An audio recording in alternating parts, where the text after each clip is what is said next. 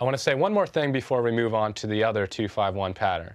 If you look at the voicing that we're using for this C minor 7th, it's really a minor 9. That voicing in itself is a root position E flat major 7 chord. The E flat major triad with the major 7 on top.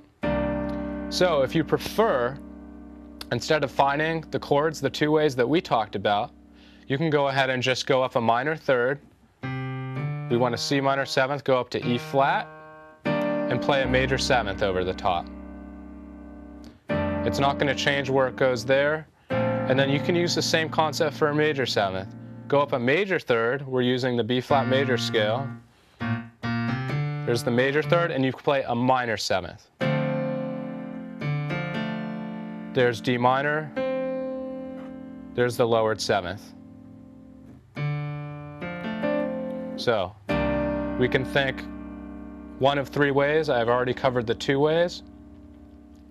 Or you can think, I'm going to go up a minor 3rd and play the major 7th over a minor 7th chord. If I say C minor 7th, I go up the 3rd, I play E flat major 7th, resolve that 7 down to the A, which is the 3rd of the F dominant 7th, and then play a minor 7th. Now this is a lot more relevant when you're playing these chords only in your left hand.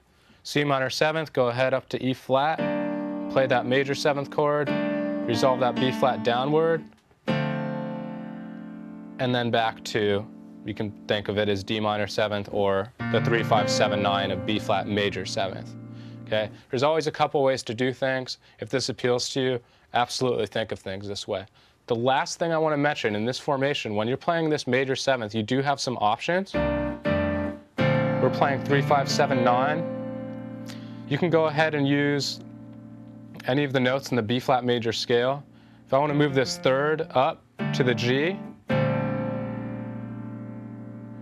that's really just 3-5-6-9 as far as degrees go. So we can play D, F, A, C like we've been doing. We also can say that's just the D minor 7th, a major 3rd away. We can bring that F up to the G, or we can bring that A down to the G. There's not a huge difference between these. Let's go back and bring this A down to the G. So those are the 3.